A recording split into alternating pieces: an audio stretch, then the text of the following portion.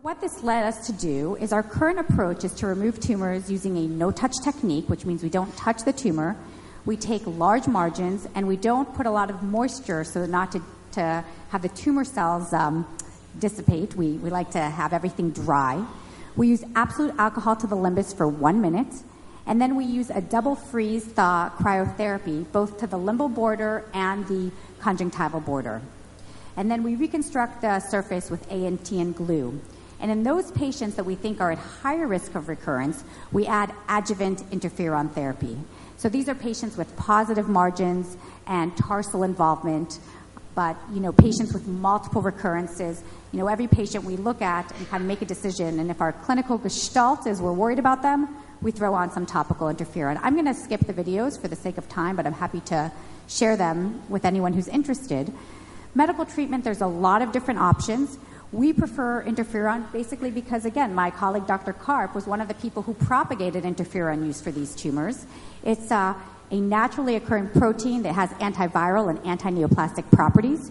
You can give it both in drop or injection form. And again, there's pros and cons of each. Drops being gentler, slower, and a little more expensive, but injections ensuring compliance. They both work. This is someone treated with drops. It went away in an average of at 3.5 months.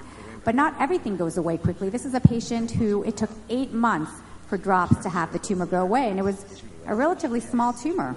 This is a patient treated with injections, 6 injections, and it resolved. Now, the big question, though, is does clinical resolution mean real resolution?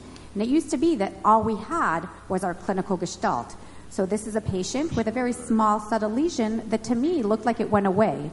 But when I followed up with an OCT, I saw that while the epithelial thickness had improved, there was still hyperreflectivity there, telling me that I needed to continue the treatment for a little longer until the hyperreflectivity resolved.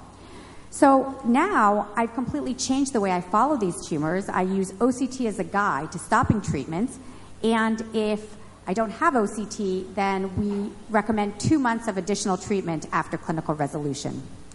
So the take-home points is that our clinical accuracy is very high, and that's very fortunate because it really helps us prognosticate and perform the correct treatments. But using anterior segment OCT really is a huge benefit to the patients. We no longer have to biopsy patients before treatments, and it's able to exclude a lot of other pathologies where sometimes the diagnosis is uncertain. Medical and surgical treatment are both good management options, but long-term follow-up is essential because recurrences do happen. Thank you.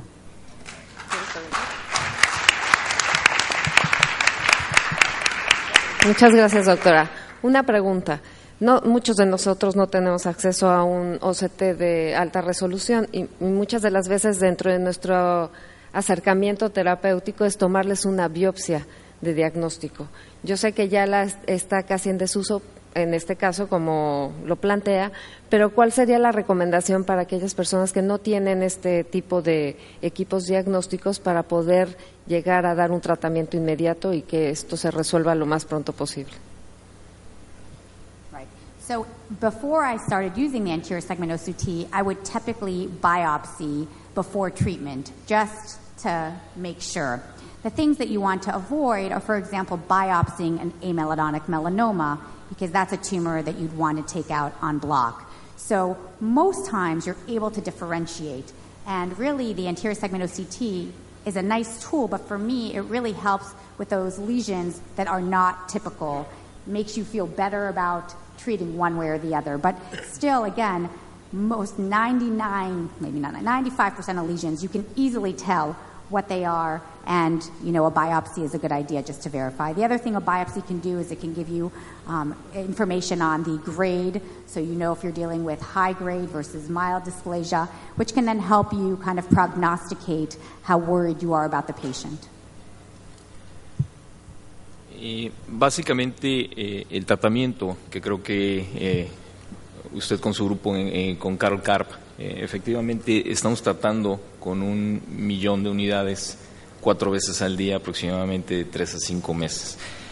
Pero podría ampliar un poco más la situación de la respuesta en el sentido de que cuando veo una lesión qué tan grande, qué tan pequeña, voy a decidir si exclusivamente utilizo el interferón o hago inclusive una situación mixta, quirúrgica e interferón, y por cuánto tiempo. So I think there's a lot of considerations that go into that. One is cost. So my preference is to start just with interferon. Carol and I actually looked. We compared 1 million to 3 million units and found no big difference between them. So the current dose we use is 1 million units. We use it 4 times a day. It has to be refrigerated, about $250 a month to compound it, at least at Bascom Palmer. And on average, it takes the tumors 3 months to go away. And if you don't have OCT, that means you're treating for about 5 months. So in our experience, we looked at all our cases. 85% of tumors went away with interferon alone. So we really reserve surgery for A, patients who can't afford interferon, or B, patients who after a certain amount of time you feel like you're not getting anywhere, small tumors, or patients who have very large tumors and you're using interferon to try to shrink the tumor in order to make it surgically manageable. So those are kind of our 3 categories, but our preference, if we can and if the patient is willing to pay, is to use interferon alone first because we have such high success with the treatment at relatively low side effects. Excelente, muchísimas gracias.